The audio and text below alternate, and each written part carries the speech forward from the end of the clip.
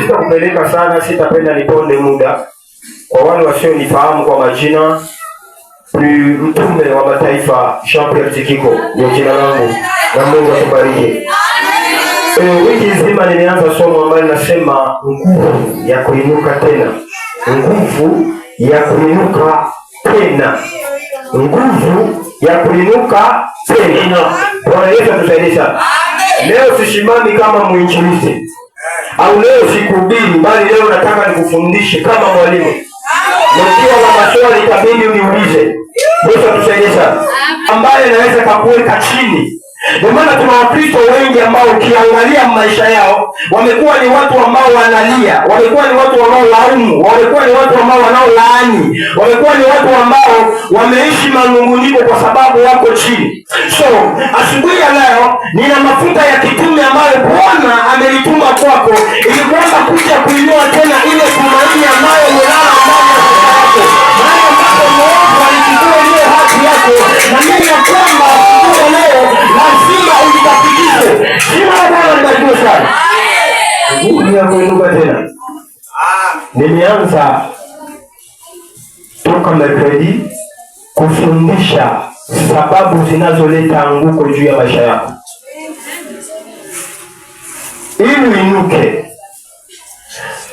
inabidi ujue kwanza sababu zinazoleta maanguko juu ya maisha yako. Ukikosa kujua sababu ambazo zinazoleta anguko kwa maisha yako, unaweza baki miaka ukilialia na hautatokaka kwenye huko. Sababu ya kwanza ambayo nilifundisha, nilisema sababu ya kwanza ambayo inaleta maanguko kwa maisha kwamba wameenea, hawawezi saidiwa. Nikatoa mfano wa Samson. Samson ni naziri wa Mungu. Samson hakuna siku Samson alimtafuta Mungu. Kiburi kamwambia, kwa sababu niko na nguvu, kwa sababu ninaenea, sina tena haja ya kumtafuta. Kupitia hizi nguvu zenye nipatiaka, nitazini na mwanamke ya batu, nitabeba mali ya batu, nitapiga batu hovyo, nikikutanana na simba nitararua. Yesu atuhurumie sana.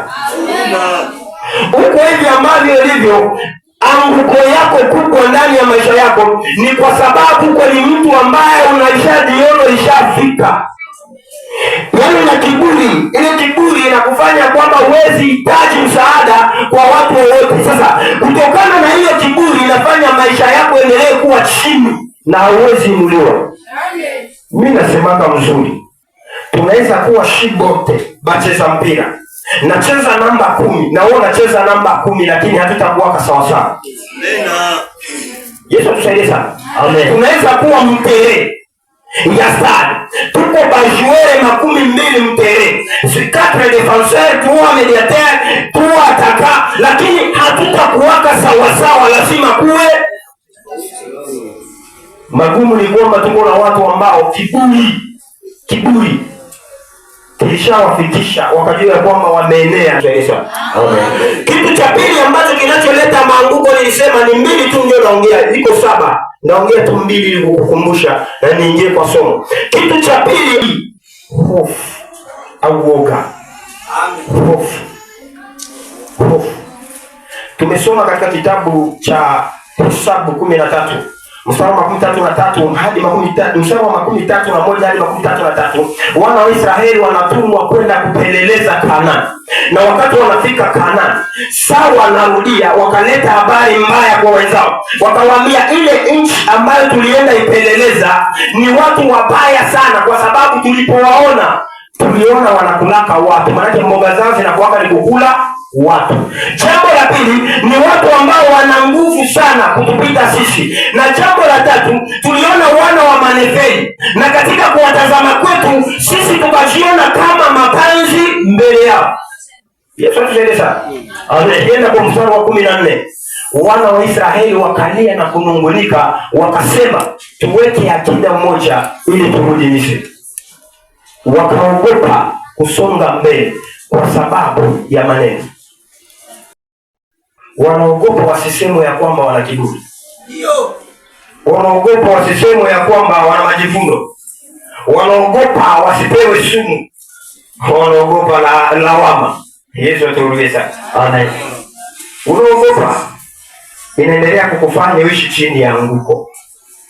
Anasema kwa Mathayo 25:14, aseme nilijua ya kwamba wewe Bwana wavuna mahali usipopanda, tena wataua yale wakusanya mahali ambapo hukuweka kitu. Nikaogopa, nikaenda kuificha iliyo yako, nayo njoo hii. Akamwambia mtumwa muovu, ingelipaswa fedha yangu ipeleke kwa watu zangu, ili nikirudi nipate faida. Mnyang'anyeni alafu mtupeni kwenye giza. Yesu tusaidie sana. Huku hapa kama ndoa yako iko na mashaka, Petro alioana mwanaume wa kiana kukupita hata wewe. Unaogopaka kama madamu wewe. Sika kwa mtu ananielewa. Unaogopaka sana vile madamu wewe. Huku hapa Petro uko na bibi yako wa kiana akipita anatingiza mioyo ya watu, uoga unamwambia huyu siwezi ishi naye. Na hauwezi ishi naye. Unaishi chini ya Mungu. Yesu tusaidie. Uoga. Hiki kitu cha pili ambacho kinaleta anguko kwa maisha ya watu wengi. Tunaenda kushika neno la Mungu. Kitabu cha Isaya 60:1 hadi 2. Pia kitabu cha Isaya hiyo 52:1 hadi 3. Aliyepata tunaweza kuwa wima ili kuheshimu neno la Mungu na kusoma. Isaya 60:1 hadi 2. Karibu kwa usome. Isaya 60:1. Yes. Inasema hivi: ondoka uangaze, kwa kuwa nuru yako imekuja na utukufu wa Bwana umekuzukia. Maana tazama, giza litaifunika dunia, na giza kuu itazifunika kabila za watu, bali Bwana atakuzukia wewe, na utukufu wake utaonekana juu yako. Ni neno la Bwana. Amen. Tunasoma Isaya 52:1 hadi 3 katika jina la Yesu. Amka, jivike nguvu zako, Sayuni. Jivike mavazi yako mazuri, Yerusalemu, mji mtakatifu. Kwa maana tokea sasa hapataingia ndani yako asiyetahiriwa wala aliye najisi. Jikungute mavumbi uondoke, binti Jerusalemu. Jifungulie vifungo shingoni, binti Sayuni uliyefungwa. Maana Bwana asema hivi, mliuzwa bure, nanyi mtakombolewa bure. Ni neno la Bwana. Amen. Nimesema nataka kufundisha kuhusu nguvu ya kuinuka tena. Wiki nzima nimefundisha kuhusu vitu 7 vinavyoleta anguko juu ya maisha yako. Vitu 7, ni kama 8 hivi ambavyo vinaleta anguko juu ya maisha yako. Lakini asubuhi leo nataka nifundishe kuhusu hatua 8 za kuinuka kwako. Hatua 8 za kuinuka kwako. Ikiwa utabaki vile ambavyo ulivyo, muombe asubuhi ya leo neema ya Bwana iwe juu yako, ili kwamba hili somo lisikie vizuri, na naamini ya kwamba kuna mahali ambapo utainuka, mahali ambapo ulikuwa umekwama, mahali ambapo ulikuwa hauna matumaini, mahali ambapo ulikuwa hauna tena mtu wa kukushika mkono. Niko naamini ya kwamba asubuhi ya leo uko naenda inuka tena. Hatua 8 za kukuinua. Bwana Yesu tusaidie sana. Unajua kuko watu ambao hawabaki chini eti kwa sababu wako wabaya sana. Haubaki chini ya anguko kwa sababu uko mbaya sana. Haubaki chini ya anguko kwa sababu shetani ana nguvu sana. Haubaki chini ya anguko kwa sababu wachawi wanalala juu ya nyumba yako. Haubaki chini ya anguko kwa sababu watu wanakuchukia nao. Unabaki chini ya anguko kwa sababu hujajua kweli ya Bwana ambaye amesema juu ya maisha yako. Ukijua ile kweli ya Bwana, naamini ya kwamba utainuka asubuhi ya leo. Wako watu ambao wanashindwa kuinuka. Wako watu ambao wanashindwa kuondoka mahali ambapo walipokwama kwa sababu hawajapata neema ya Bwana, kwa sababu hawajajuzwa kweli mahali ambapo wanabidi wafanye kitu ili kwamba wapate kuweza kuinuka tena. Yesu atusaidie sana. Hatua ya kwanza, nisikie vizuri. Hatua ya kwanza ni kujikubali mwenyewe. Kama unabaki chini leo, kama unabaki chini ya anguko leo, ni kwa sababu umeshindwa kujikubali. Yesu atusaidie sana. Hatua ya kwanza ni kujikubali. Kujikubali kunaweza fanya nafsi ya unyonge igeuke kuwa ushindi. Mtu wa Mungu, tuko hivi ambavyo tulivyo, hatutakuwaka sawasawa na hatutafananaka na hautakulaka jasho ya mtu mwingine. Nikikupatia mfano wa popo sindege. Popo sindege, huyu popo amepewa masikio, meno kama ya panya, mapua na mabawa na mkia. So unapomleta mfamilia ya mandege haiko. Wakati anaenda kujiadere familia ya mandege, familia ya mandege namwambia wewe hauko wa kwetu na haustahili kuikala kwetu. Uko na mkia na uko na meno. Popo akasema no, hakuna problem. Naenda jiadere familia ya mapanya. Mapanya nazo sasa zimpokea, zikamwambia kwani una sura kama yetu, una masikio kama yetu, una mapua kama yetu, lakini sisi hatuna mabawa, haustahili kubaki hapa. Akasema no, naenda jiadere familia ya manyama ambayo iko na miguu ile. Manyama ya miguu ile leo kamwambia kwanza tukujui na ustahili na wezi kala mfamilia yetu. Kumbe popo akasema kama njia yangu imefungwa na watu hawaoni thamani yangu, mimi nitajitafutia thamani yangu mimi peke. Kama wanaona nikitembea kwenye mwanga, wanaona ya kwa njia ya usiku, kama wanaona ya kwamba nikijenga juu ya mnakula na ndaishi. Yesu atusaidie sana. Amen. Hautakuwaka sawasawa na mwingine mtu. Mtu asikugandamize Mungu ya Mungu. Usijione ya kwamba hufai. Usijione ya kwamba hauna uwezo. Usijione ya kwamba hauwezi inuka tena. Iko neema ya Mungu ambayo iko juu ya maisha yako. Iko na uwezo wa kukupatia kitu ambacho sicho kistahili. Iko neema ya Mungu iko juu ya maisha yako. Mahali ambapo amesema hautajenga, kuna uwezo wa kujenga. Iko neema ya Bwana iko juu ya maisha yako. Mahali ambapo amesema hautaolewa, kuna uwezo wa kuolewa. Iko neema ya Bwana ambayo iko juu ya maisha yako. Mahali ambapo alisema huwezi fanikiwa, utafanikiwa kwa nguvu za Bwana. Iko neema juu ya maisha yako. Hautaishi kwa sababu watu wanasema, utaishi juu Mungu anasema. Hauko kwa mkono wa mwanadamu, lakini uko kwa mkono wa Mungu. Yesu atusaidie sana. Hapo chini sana. Balishajiona Petete nyumba alikia mengine. Balishajiona wewe hawezi fika mbali. Balishajiona Petete wewe ndio kukamatiana masakoshi wa geuke mabodiga pegi ya mtu utafanikiwa. Hata bila kushika pegi ya mtu utaolewa. Hata bila kushika pegi ya mtu, neema ya Mungu itakuwa juu yako na mwaka huu uko na kupandisha zaidi ya jirani yako. Nenda amen zaidi ya jirani yako, Yesu akukutoa. Ulikuwa katika mavumbi, inakupeleka katika sehemu ya juu. Ulikuwa umeketishwa pamoja na watu dhaifu, lakini iko neema ya Bwana ambaye anakupeleka juu ya wafalme. Amen. Bwana Yesu atusaidie sana. Amen. Kujikubali. Amen. Sio kama kuna mtu ambaye huwa anajikubali. Amen. Kuko watu walishajiona ni wahofi. Kuko watu walishajiona hawana nguvu.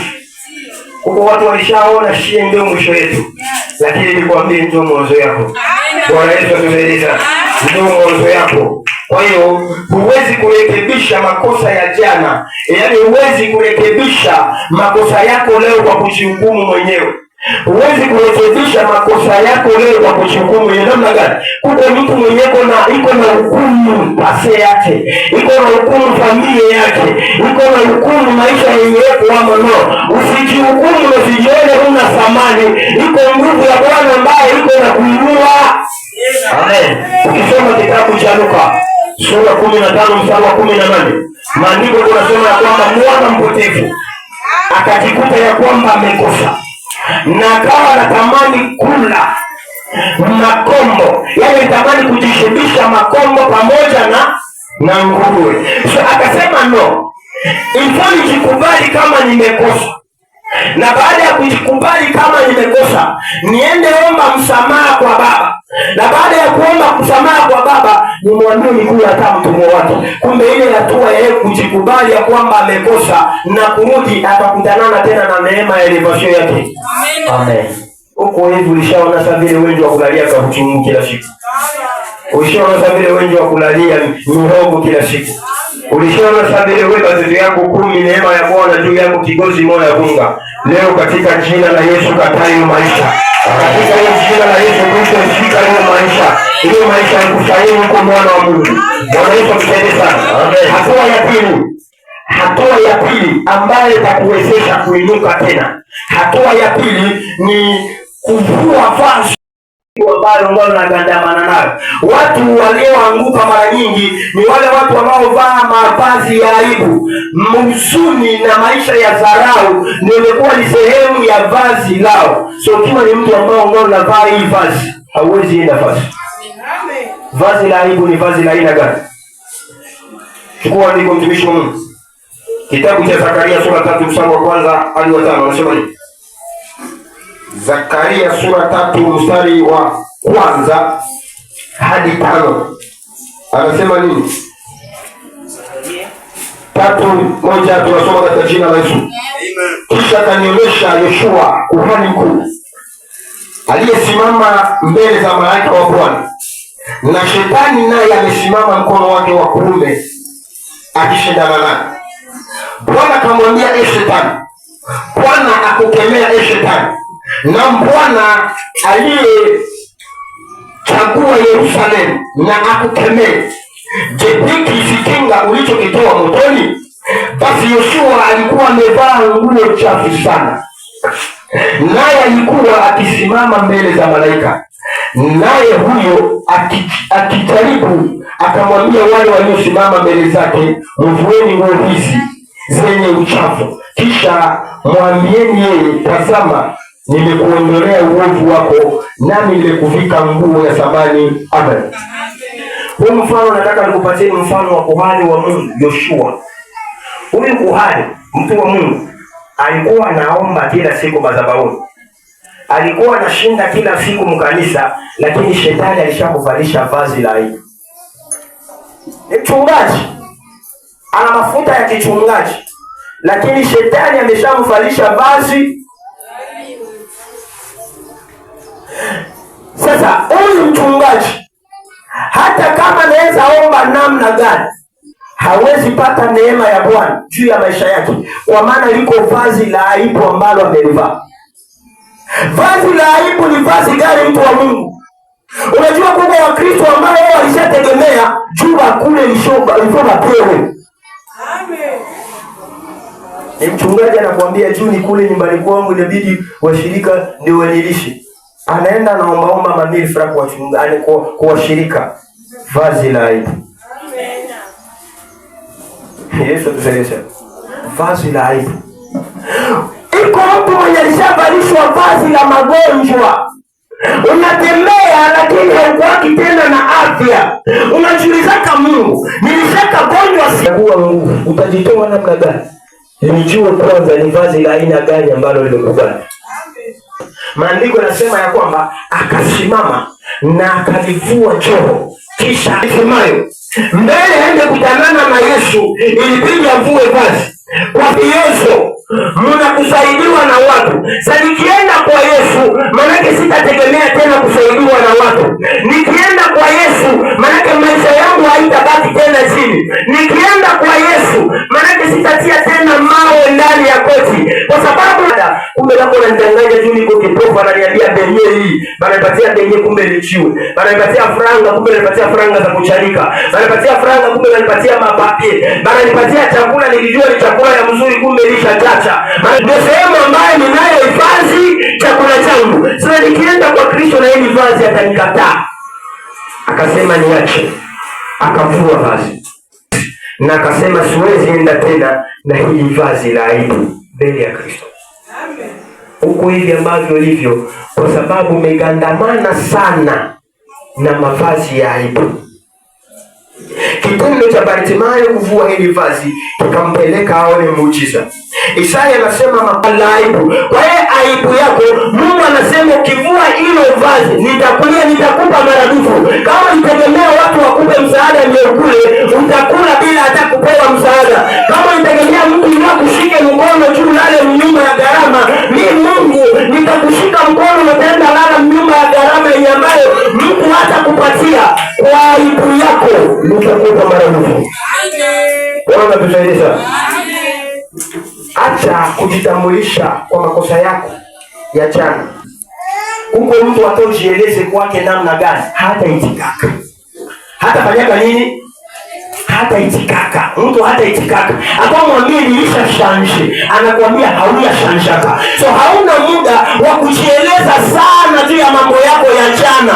Hauna muda wa kujieleza sana juu ya maanguko yako. Hauna muda wa kujieleza sana. That's why nampenda mtu mmoja ambaye maandiko yanasema ya kwamba amegonjwa miaka 38 na Yesu akamwambia unataka kuwa mzima? Akajibu sina mtu. Yesu akamwambia kama ulikuwa hauna mtu, mie ndio mtu. Jitwike godoro lako na uondoke. Sasa yuko naenda, watu hawakuamini ya kwamba ametokea muujiza, wakasema no, tuambie ni wewe wala haiko wewe.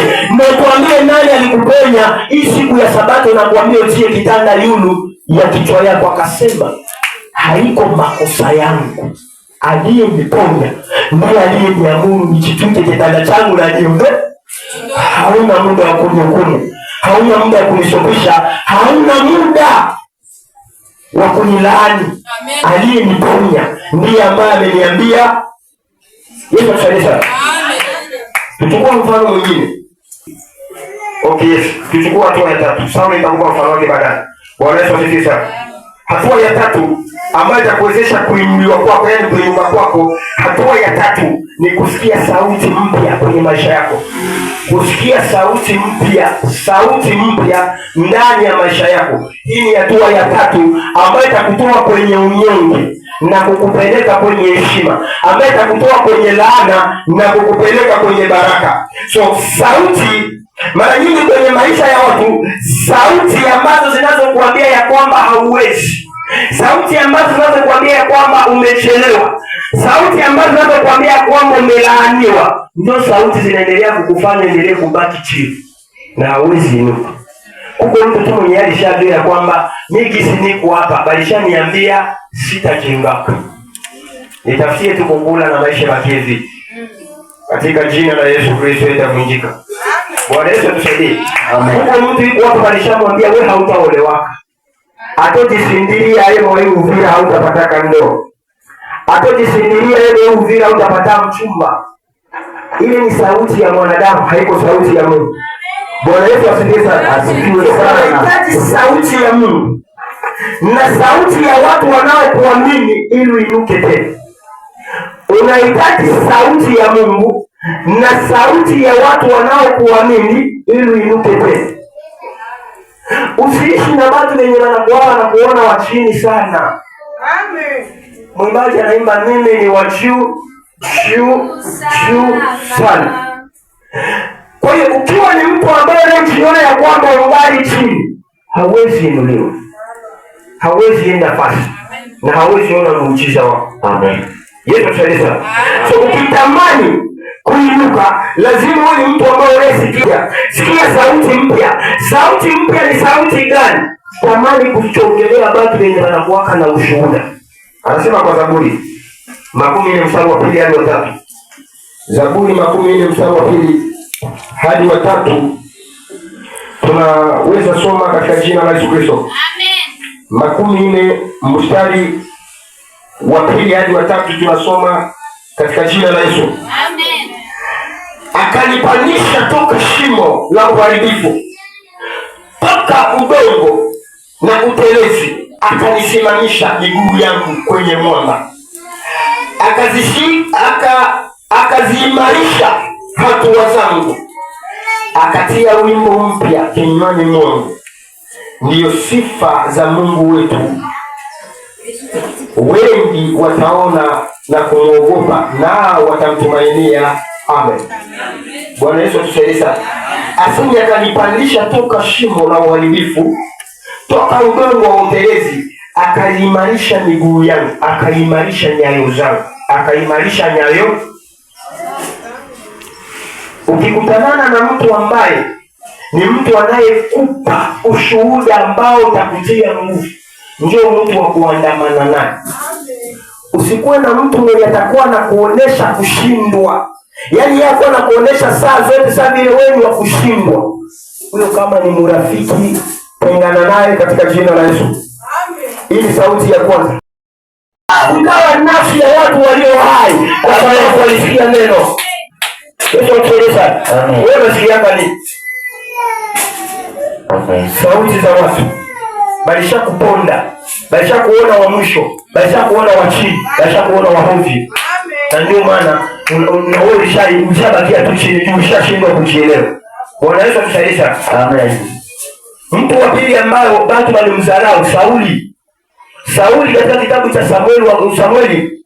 Yes, katika kitabu cha Samueli wa kwanza, Sauli ile sura 10. Sauli anajipata amepakwa mafuta ya ufalme, lakini watu wazihakazao wakasema huyu hawezi tutawala na hawezi tufikisha nafasi. Wakaamua kumdharau, wakasema wewe hauna nguvu ya kututawala.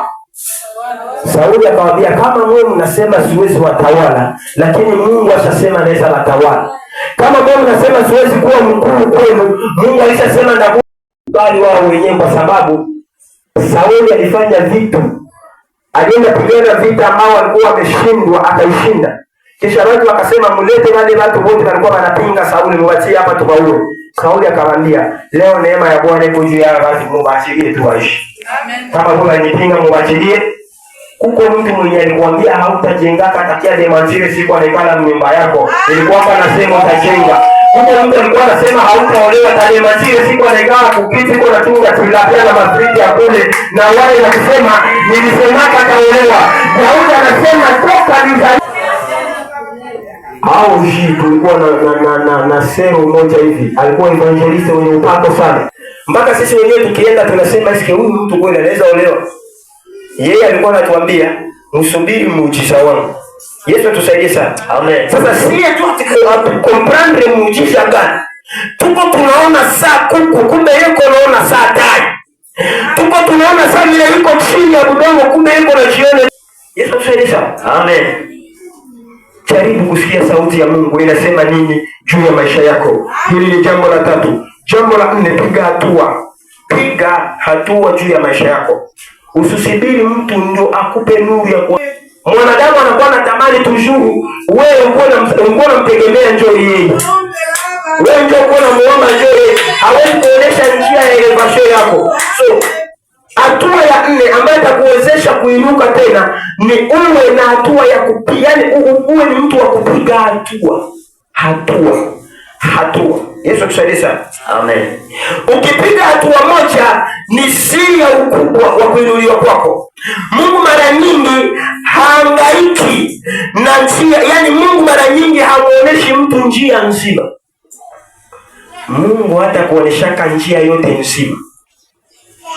Mungu ana Samueli Wafalme wa pili sura 7 mstari wa 3 hadi 9. Hii Samueli tunapata wakoma wa 4. Hawa wakoma wamefukuzwa katika taifa la Israeli na wameambiwa ya kwamba hawastahili kuishi, wakafukuzwa. Mahali ambapo hawa wakoma wanaenda huko jeshi la Washami ambaye liko mbele, ambaye liko napigana na taifa la Israeli. Hawa wakoma wakapiga hesabu, tuko hapa tunataka kufa na njaa, watu wametukataa, mbele huku kwa jumbo tunaenda huko maadui, tufanye nini? Wakasema bora tupige hatua. Wakasema tukipiga hatua turudi nyuma, bata tukamata na kutuua. Tukibakia hapa, taifa la Israeli sasa liko linakuya pigana na Washami, watapita wanatuua hapa na wanatugeuza kuwa vikanyagio vyao na wanaenda kupigana. Wakasema nini? Na tuende katika kambi ya Washami. Kama tutakufa na tukufe, kama tutapata neema na kibali kwao na tupate chakula. Sikie ufunuo. Ng'ombe kataliwa, wamewaambia kwamba mko na ukoma hamwezi ishi. Mungu akasema mimi tukienda kule watatuitika. Kama familia yetu itukatala wale watatukubali. Usaba napiga hatua. Maandiko yanasema ya kwamba nyayo zao zikawa kama nyayo za majeshi 10,000 wakitembea kwa kasi kuingia vitani. Na baada ya Washami kuwa wamesikia, wakaamua kukimbia na kuacha chakula. Yesu tusaidie. Washami baada ya kuwa wamekimbia, wakoma wakaanza kula chakula. Wana wa Israeli sawa wanafika pale na kuambia hawakuua tena wale wakoma. na habari yao ya kukombe ikaishia pale. Akasema hawa ndio wanaokoa taifa kwa njaa. Kumbe kama tulikuwa tunabashimanga tunasikia alikuwa hawana kitu. Juu sasa kwa na kitu hatutalaita tena bakoma, bali wanakuwa wabarikiwa. Huko hivyo ambavyo ilivyo. Huko mtu mwenye anakukatalaka, huko mtu anasemaga hauna mafaa kwake juu ya kuwa na kitu. Ukikuwa nacho atakia kwako na kukufanya kuwa rafiki. Ukikuwa na kitu, mtu mwenye atasema ya kwamba nilikuwa nasema tu mimi ndio ndakuwa chawa wako, ndakuwa chawa yako. Mwambie ya kwamba ulikuwa unasema tu neema ya Bwana ilikuwa haiyakuwa juu ya maisha yangu, lakini iko neema ambayo imeshuka na neema hiyo nilipo ukubwa tena. Bwana Yesu tusaidie sana. Tunaenda na muda. Kitabu cha Yoshua sura 3 mstari wa 15 hadi 16. Soma hiyo andiko tusikie. Yoshua sura 3 mstari wa 15 hadi 16. Utapata hiyo andiko, tunaweza soma katika jina la Yesu. Sura 3 mstari wa 15 tunasoma katika jina la Yesu.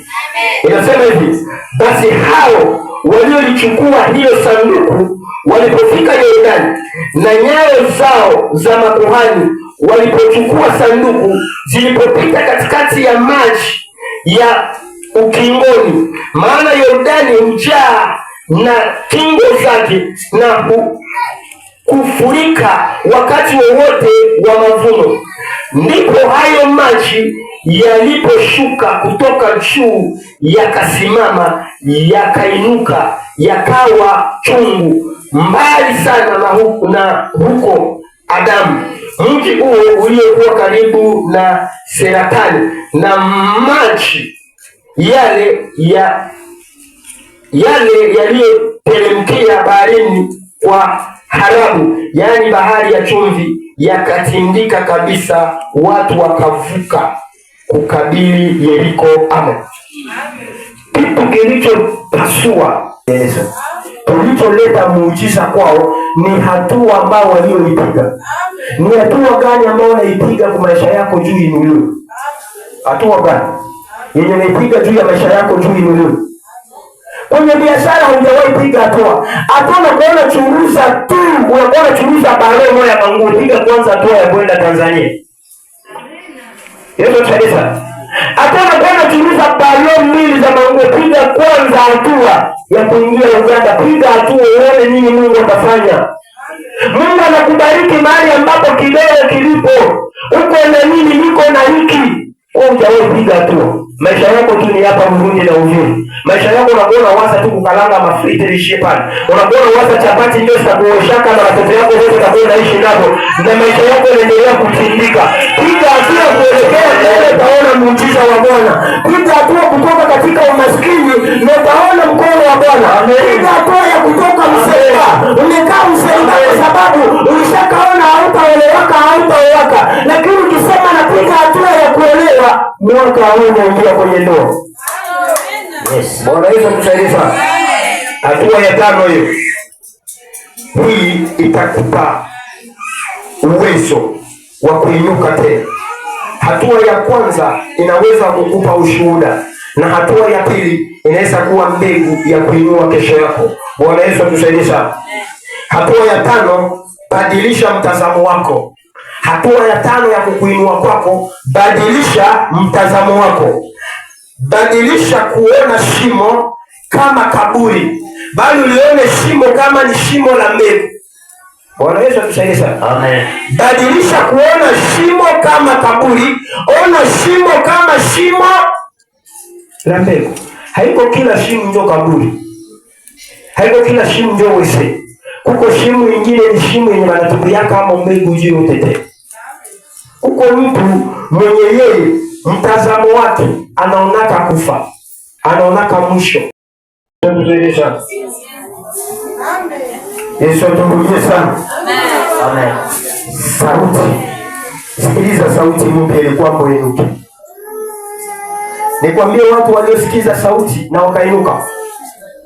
Nikupatie mfano wa watu waliosikiliza sauti na wakainuka. Bwana Yesu asifiwe sana. Mfano wa kwanza ni Lazaro. Lazaro yuko kaburini. Amekufa muda wa siku 4. Ameoza kinywa, ameoza tumbo, ameoza mikono, ameoza mgongo, ameoza miguu na mavazi ilishapasuka, ndevu nyingi inaanza toka. Sasa Lazaro yuko ndani ya kaburi, lakini kwa kinywa cha watu hatoki. Alijivunia ule rafiki yake Yesu, njoo anakufa sasa. Alijivunia ule rafiki yake Yesu, njoo hakukia mtembelee. Bali kifanyaga washindi wewe wanampenda sana, bakakuwa wanamkulisha kwao na kumlalisha, njoo hata kukilio hakufika. Alijivuniaka sana wewe dadake, kwa sababu yule dadake ndio alitembeana Yesu, ndio akafanya urafiki wa maske. Ona sasa ndio yaashaisha. Kisha akasema nini? Na tuende angalia kusambaza kilio, mwisho wake takuwa. Wakati wanaenda angalia mwisho wa Lazaro ni mwisho wa kumnawa mikono na kusema ya kwamba hatuko tena naye. Ni wanamuona bwana shefu anachomoka. Wanasema mchinzi njoo anakuja. Bakamwangalia. Bakamwambia kumbe hapa katikena anakuwa Farisei. Anafika wa kwanza kumkaji ya Lazaro, dada yake Martha anamlilia Yesu. Anamwambia laiti ungelikuwa hapa ndugu yangu asingekufa. Ukiamini anaweza kufufuka. Anamwambia aseme naamini utamfufua. Akamwambia no, ukiamini hata sai unaweza ona muujiza wa Mungu. Akakuwa desi. Akasema acha niende ita ule kiwelewele mwenzangu, dada yangu utafikia sielewi. Mtu anaweza kufufuka mwenye ashaoza. Akaenda ita mwenzake, uende angalia kule. Tena hakutoka Yesu alikuwa shida. Uende angalia ule mwalimu mpumbavu yuko kule. Anakia kukili. Bakaenda. Batu sasa bale bakuangalia mwisho ya Lazaro. Bakakuya. Twende angalia mwisho. Yesu akauliza tu, "Mlimweka wapi?" Yesu alipoona mahali ambapo walimweka, maandiko inakariri kwa Biblia nzima. Fasi ya kwanza Yesu anatoa machozi ni kwenye kaburi la Lazaro. Yesu anafika, alipoona walipomtia akalia sana. Kisha akamwambia atafufuka. Akamwambia huko mwenda basi, mtu waisha kufa anaweza fufuka? Yesu akamwambia mchunge sasa niwaoneshe kama atafufuka. Akaangalia yule akasema, Baba, ni wewe niita. Na ni wewe niambia nifanye hivi. Na nafanya hivi juu ya nguvu zako. Akalia kwa sauti kuwa kapanza sauti akamwambia Lazaro kula. Lazaro alikuwa hana kinywa tena ya kujisemea mbele ya chama. Kuko watu walikuwa wanaanza msema Petete alikufa na shida. Kuko watu walikuwa wanaanza msema Petete alikufa juu ya laana. Kuko watu walikuwa wanaanza msema Petete alikufa juu ya ulozi. Alikuwa hana kinywa ya kusema nimekufa kwa utukufu wa Mungu. Kuna watu walikuwa wanaanza gakua mavazi yake, lakini aliposema njoo, Lazaro akasema hata kama naweza oza vyote mno, sauti ya Mungu nikisikia tu nitaamka. Baada ya kuwa amesikia sauti ya Mungu, maadamu sauti ya Mungu ndiyo imesema ya kwamba nuru iwe kutoka katikati ya giza, Lazaro akatoka katikati ya shimo, mahali ambapo alikuwa amemshika. Lazaro akaamua kufufuka.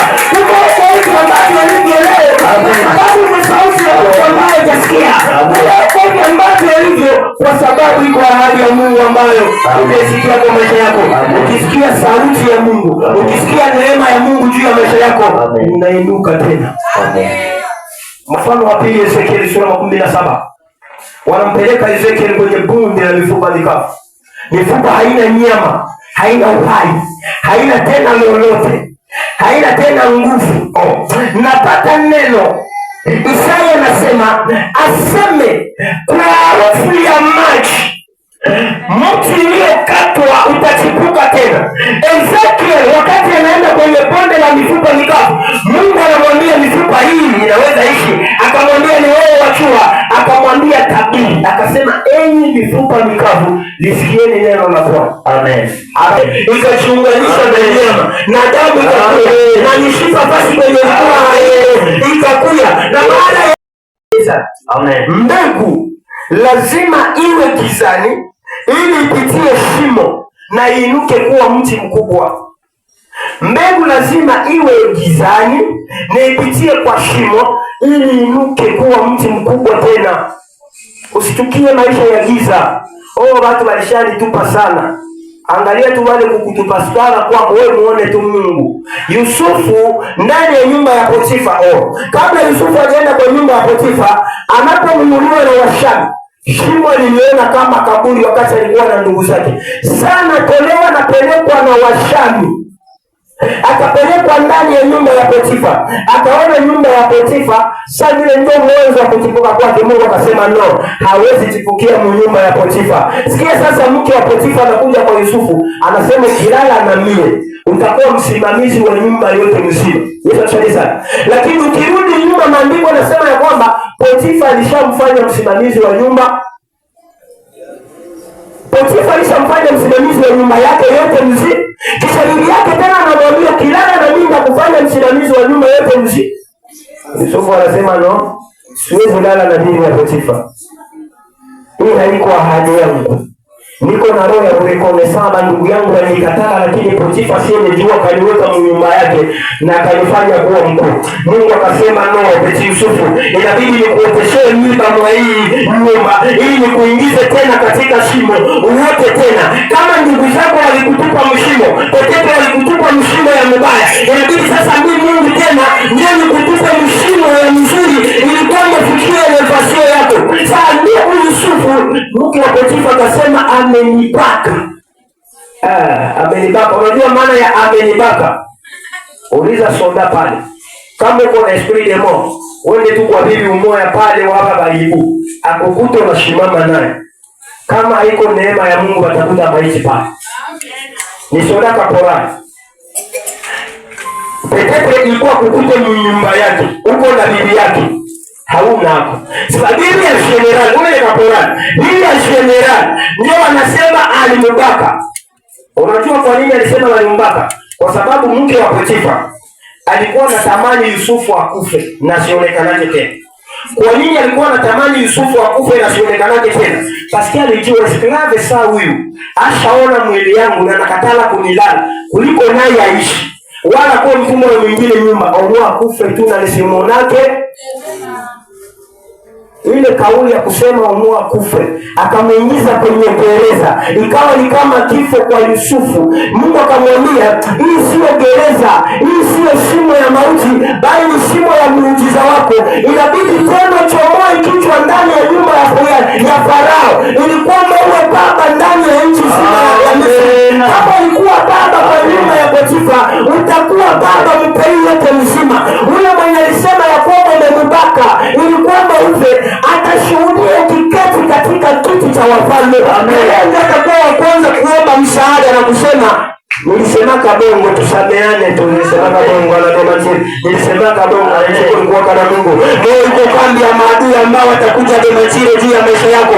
Watasema tulikuwaka tunasema tu, ilikuwa kama sonje, tulikuwa tunachua, ilikuwa masonje. Leo tunakuja sema uko na Mungu. Uko watu watashuhudia Mungu wako. Kuna watu watashuhudia ukitembea kwa gari. Uko watu watashuhudia ulimwengu mzima ukienda kuinuliwa kwako. Amen. Bwana Yesu atusaidie sana. Watu watashuhudia kuinuliwa kwako. Watu wataona elevation yako. Watu wataona ukubwa wako, kwa maana Mungu sasa ndio anasema. Ndio maana nampenda mwimbaji anasema, wamoja wanataja magari kwa sababu wako nayo, wengine wanataja mafarasi paske bako nazo. Nenda kutaja we Mungu ambaye uko zaidi ya mafarasi, ambaye uko zaidi ya magari, ambaye uko zaidi ya manyumba. Na wakati niko na kutaya ninaona muujiza wangu. Yesu atusaidie sana. Amen. Hatua ya 5 tunabakiana kama 2 kwamba tumalize. Yesu atusaidie sana. Amen. Tunabakiana kama 2. Wamoja wanataja magari. Yesu atusaidie sana. Sizoeni kuimba na liko na ubiri. Bwana Yesu atusaidie sana. Badilisha mtazamo wako. Unaonaka nini? Unaonaka nini? Tumishi wa Mungu tusomee Hesabu 13 mstari wa 13. Soma Hesabu tusikie anasema nini? Nahitaji wasomaji wawili kwamba tumalize haraka haraka. Hesabu pia 14 mstari wa 1 hadi wa 3. Wasomaji wawili kwamba tumalize haraka haraka. Hesabu 13 mstari wa 13 wanasema nini? Karibu. Hesabu 13 mstari wa 13. Mstari wa 13 inasema hivi. Yes. Kisha huko tuliwaona Wanefeti Yes. Wanefeli wana wa Anaki waliotoka kwa hao Wanefeli, tukajiona nafsi zetu kuwa kama mapanzi, nao ndivyo walivyotuona sisi. Mwingine ameshapata Hesabu. Okay, tunasoma naiongea tu hapa. Hesabu. Bwana asifiwe sana.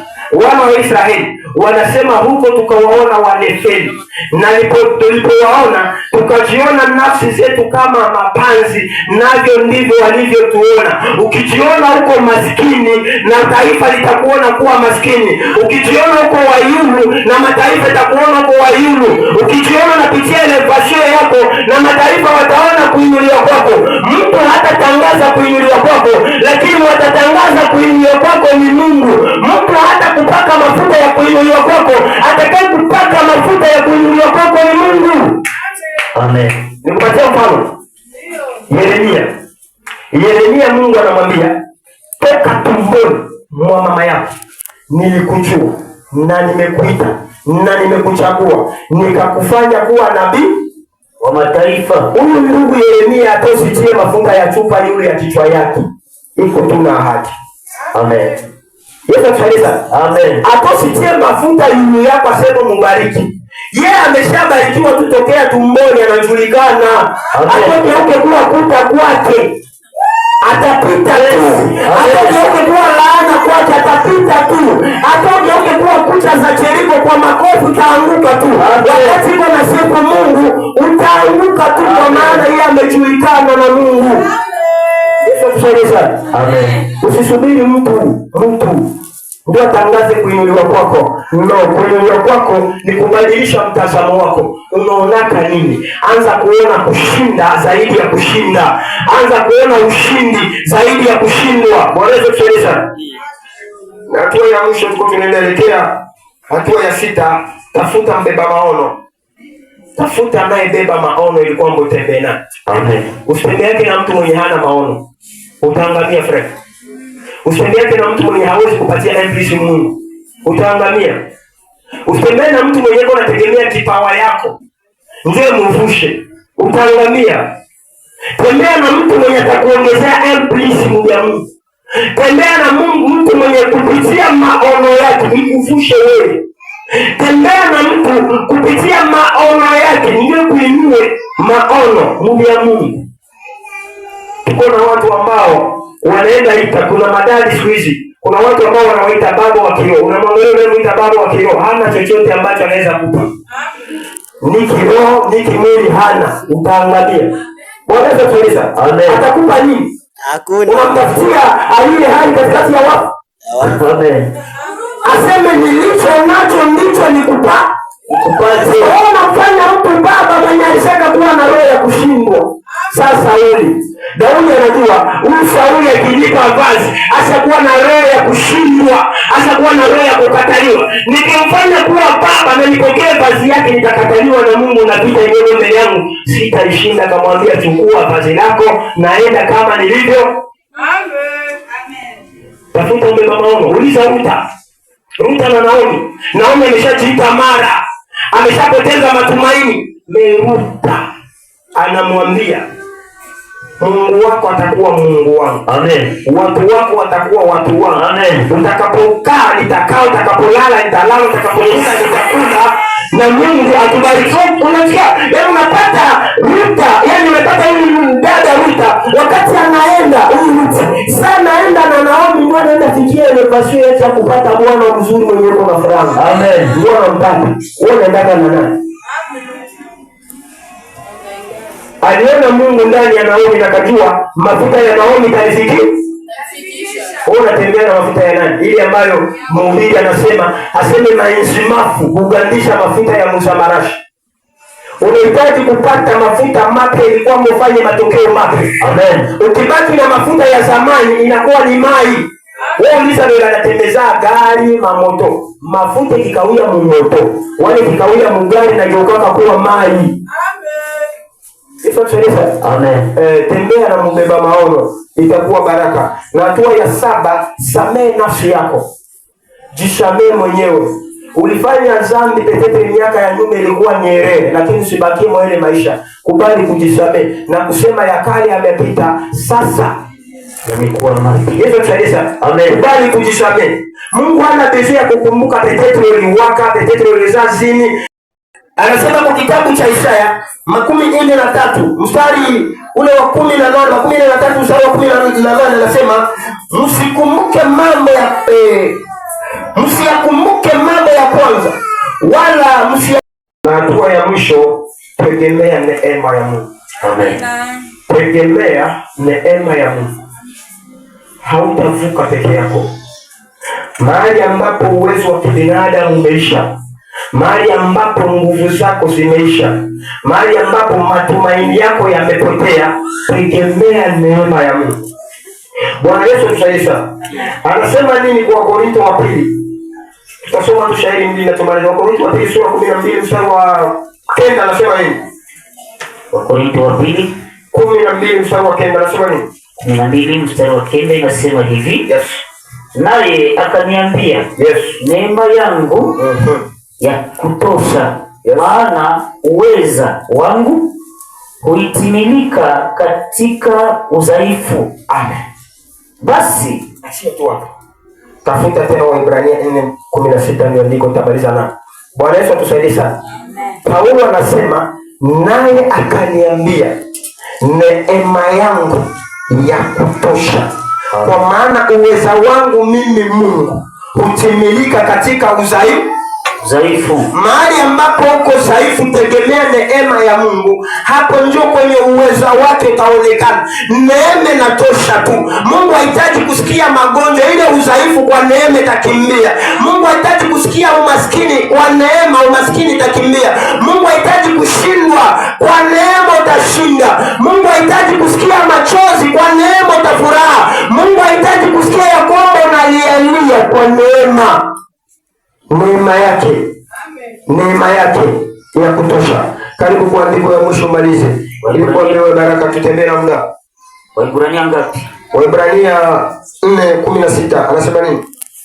4:16 inasema hivi. Yes. Basi na tukikaribia kiti cha neema kwa ujasiri, ili tupewe rehema na kupata neema ya kutusaidia wakati wa mahitaji. Bwana Yesu atusaidie sana. Aseme na tukikaribie kiti cha rehema kwa ujasiri ili tupate neema. Bwana Yesu atusaidie sana. Tukaribie kiti cha rehema kwa ujasiri. Kiti cha rehema ndio kiti cha neema. Asubuhi ya leo ukimkaribia Mungu atakukaribia. Anasema mkinikaribia mimi nitawakaribia nyinyi. Bwana Yesu atusaidie sana. Amen. Nani mtu ambaye anajisikia kwamba ana moyo wa uzito? Mimi namaliza hivyo. Wewe tena nafundisha mimi. Na siku nyingine nakaona tena kufundisha. Bwana Yesu atusaidie sana. Amen. Nani mtu anajisikia kwamba ni mzito? Kuko fasi kwenye alishakaanguka. Wewe hautataya. Kama unaona kama ulimwengu wa giza ilishakuikalia kukichwa. Wewe hapa ili kwenda mbali sana. Na ulimwengu wa giza ilishakuikalia.